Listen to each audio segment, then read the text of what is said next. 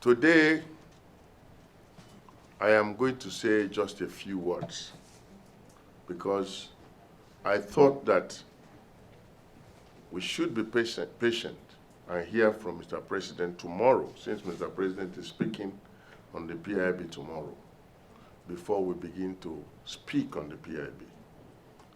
So please permit me if I ask that we limit our discussions of the PIB, as burning an issue as it is, because I would like Mr. President, who also is the Minister of Petroleum, to speak on it tomorrow before we begin to talk about it.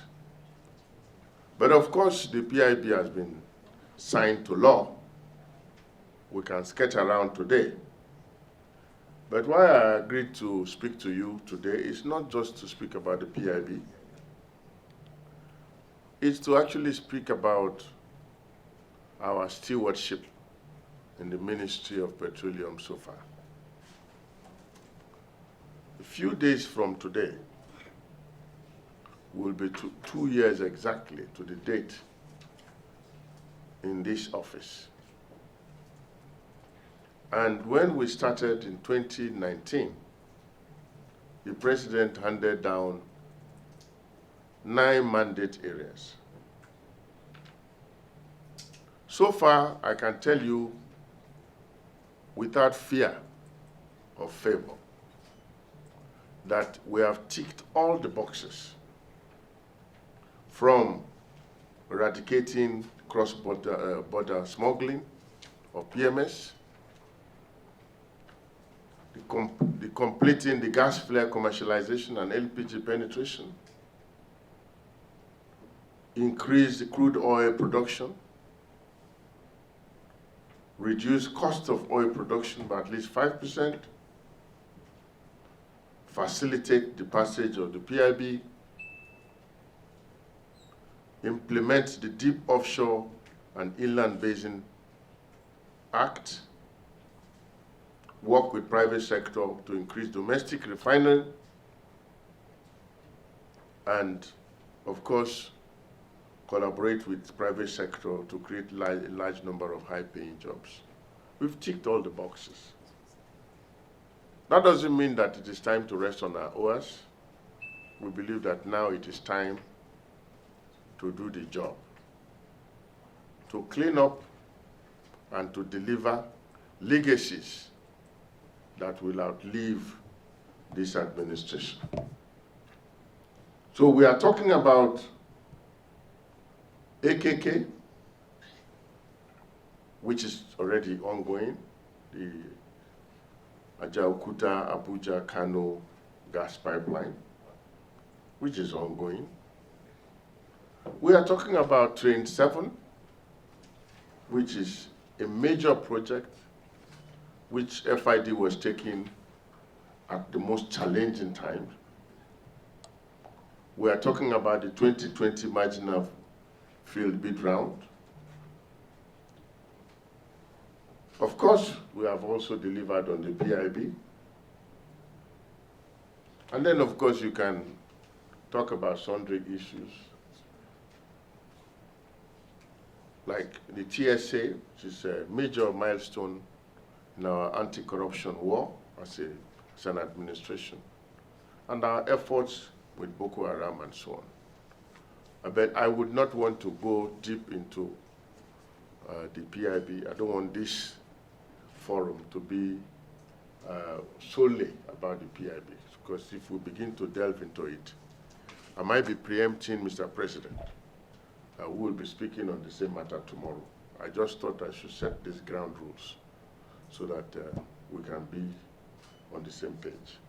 Having said that, I will leave the floor to you, gentlemen of the press, to fire your salvos. For us in the Niger Delta, I asked them,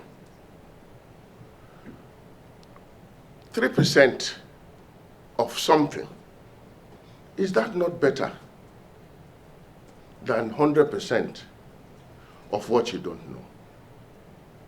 What we want to achieve, the philosophy behind this bill, is to attract investors to Nigeria, to produce as much of this crude in the ground as possible. Now, that is what we want to achieve. So, we must measure everything against this philosophy. So, as the Niger Delta, if activities are not going on because investors look at the numbers and the numbers don't add up.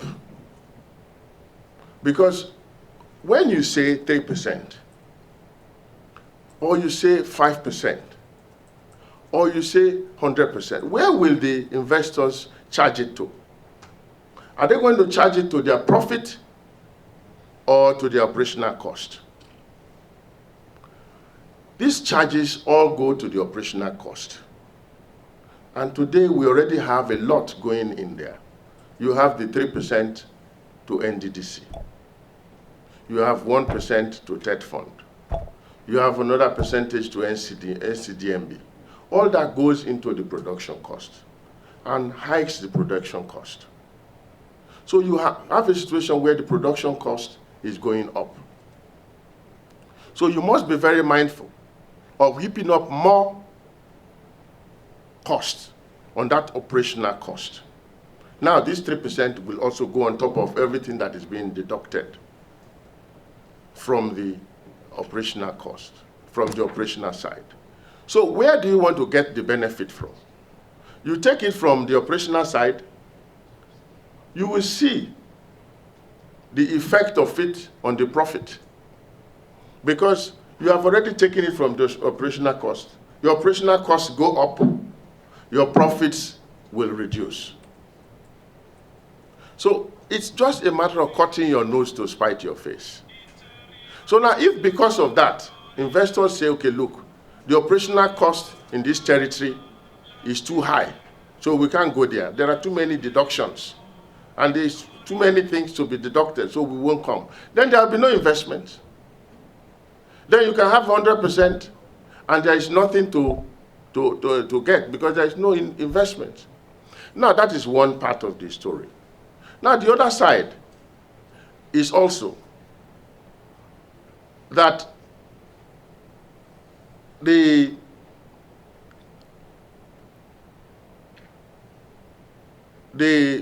sorry, I just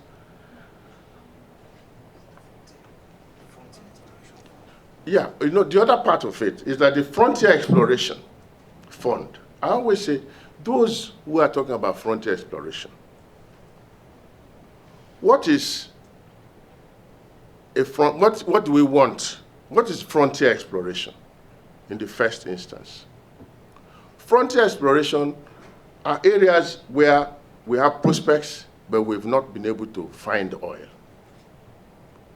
And everybody, every frontier territory is aspiring to be a host community, isn't it? Because you go to the frontier territory, you look for oil. When you find oil, that frontier territory becomes a host community. And the frontier territories are not only in one area of the country. There are frontier territories in Cross River State, frontier territories in the northeast, frontier territories in the southwest. So when people just locate frontier territory in one part of the country and say, oh, it is only in the north, then it is not so. So we must come together as a country, frontier and host communities. And for host communities, you must realize that in the end, it's about the philosophy is to bring investments to this territory, where investors have not been for a long time, because there has been no new investment for a long time. Look at where we are. We've had about 37 billion barrels reserve. For the past 10 years, we have not added to our reserves. And our production, which was which was going towards almost 3 million, started even going down at some point until we started doing some work here. So we need to bring some vigor into this industry. We cannot go back to where we are coming from. Let's look forward as a country. We cannot just be parochial. We cannot say, okay, this part of this country or this part of the, we must look at Nigeria first. Who is the one that is gaining? And I think in this case, it is Nigeria. AKK is going on very well. There is no problem with AKK. We are still very much on course. And the construction process is ongoing. I don't know if you would even like to have the opportunity of inspecting, but AKK is very much on course. There's no problem with AKK. That's all I can say. I cannot tell you exactly where they are now, because as we speak, they are moving. So if I tell you they are already at Kaduna, they would have probably gone past Kaduna by now. But we are taking the construction from two ends, one from the Kaduna end going all the way to Kano, and the other from the Ajaokuta end going all the way down to Kaduna. And I can tell you that we are still very much on course to meet our deadline. Modular refineries, we've licensed quite a bit.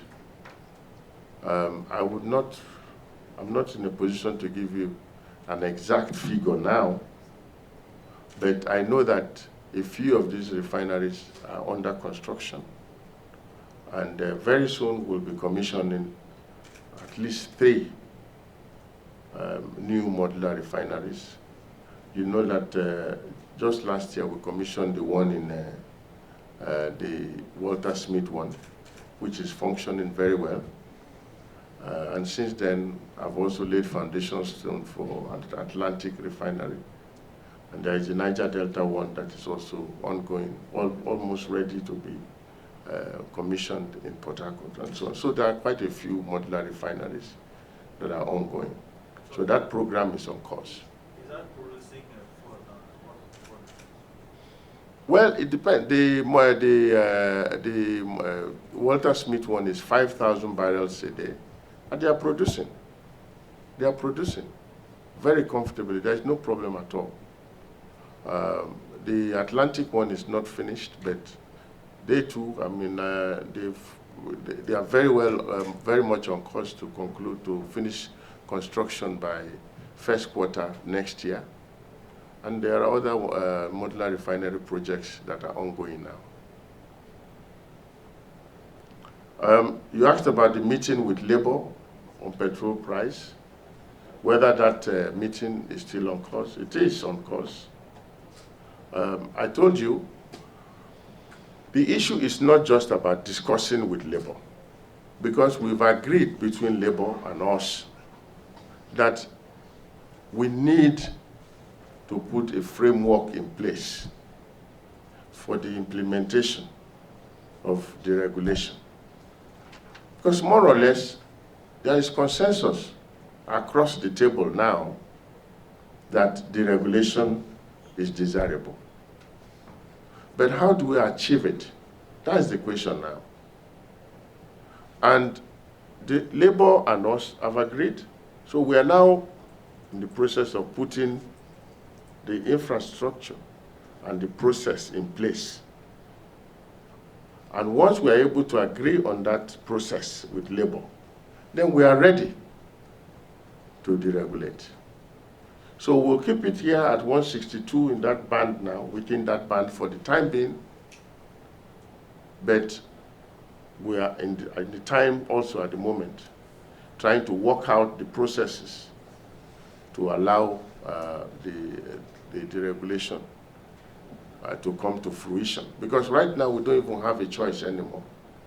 It is a matter of law. So we have to ensure that this happens. But we have to ensure that also the ordinary Nigerian is well catered for. before it is law is actually operated. Sir, do you have a timeline in place for this? I cannot give you a timeline now, but it's not going to be too far from now. We've done quite a lot of work, extensive work. The Vice President is actually leading that process, and we've done extensive work, but I cannot now give you a timeline, because we're also talking about the other option is to give you the alternative fuel as well, which is gas. We're also working on that. That has gone quite far. You know, the President already launched the auto gas program in December last year. So that is also ongoing, and we will put everything together at the end, and then we'll come back to you. OPEC Secretary General, yes, I had very interesting discussions with the OPEC Secretary General, who happens to be a very illustrious Nigerian, a very patriotic Nigerian also, who also knows that there is a need for us to increase our production. But of course, there are processes in OPEC to increase your quota. So yes, the discussions have started, but those processes cannot be circumvented. Even if you have your person as Secretary General, you cannot circumvent those processes. So I can assure you that we are still working now, and we will soon get to that point where we can at least have some improvement. But that will also depend on the performance of the global market situation, which for now is beginning to improve. And we are hoping that we'll be able to have some improvement in our production quota. And of course, pursue our target of increasing our production to 3 million barrels very vigorously. Of course, they are, because in the end, who is subsidizing who? Crude oil cargoes are ring-fenced in order to import products so that we can burn those products in our cars at a subsidized rate. Now, in the end, that cost is being borne by the Federation. So governors are getting less and less. That's what I was saying. If you talk about the 3%, you can either take it from this side or you take it from the profit side. So when you're enjoying it in your cars, you're burning the money in the subsidy. You do not realize that if you didn't have subsidy, you will still probably even have more at the other end available to you. But we burn it at this end via subsidy. And then when it comes to the other profit end, there is less money, because there are less cargoes to be sold to fund the Federation account. So the governors have realized that in the end, they are just cutting their noses to spite their face with subsidy. Because one way or the other, you are paying for it. You are subsidizing, and you're taking all this money on this side, burning it. And then they've just realized if they didn't subsidize, then these cargoes will be available and sold and shared as part of the Federation revenue. I believe that that must have been what has informed their decision to start clamoring for deregulation. Because in the end, it pays everybody better. And that's what I was saying about also the 3%. You take this money on this side, on the operational side, it's a lot of money, but you take less now on the profit side. On top of that, companies can now decide to say, look, because the operational cost is becoming too high, we don't want to come and invest in this territory. So if less companies come to invest, you have less revenue on the other side. So and you have less and less of everything. So this is a balancing act. We must realize that in many cases, we are just cutting our noses to spite our faces. Because you take it from this side, either on the side of subsidy or on the side of the 3%. And the 3% is charged to the operational cost. Nobody's going to charge the 3% to their profit now, you know. So they will charge it to the operational cost. And the operational cost will continue to rise. And then, of course, your profits will then continue to decline. And then you'll certainly you'll be complaining that you have less profit on this side to share. But meanwhile, you didn't realize that you've already taken the money on the operational side. So it's a balancing act. But I think that at least we've been very fair to the host communities as well. And let them just take it. This amounts to quite a lot, even the 3%. It amounts to quite a lot, as they will see. Fortunately for us, this is the only fund that is targeted at the host communities in this country. Because all other such funds were not really targeted at the host community. NDDC, for example, was actually established for this purpose as well, to douse the tension in the producing areas. But today, NDDC is not targeting those host communities, because sometimes the expenditure, where NDDC is spending the money, is different from where the problem is happening. So the host communities continue to clamor. You have the 13% derivation, which was also instituted to douse this problem. And many times, this 13% is not targeted at the host communities. So the 13% may be spent somewhere, and the problem is happening somewhere else. So this is the first fund that is targeting the host communities. And the management of this fund involves also the oil companies who know where the shoe is pinching. So I believe that the coming together of community and oil companies and government will, for the first time, really address this problem of host community development.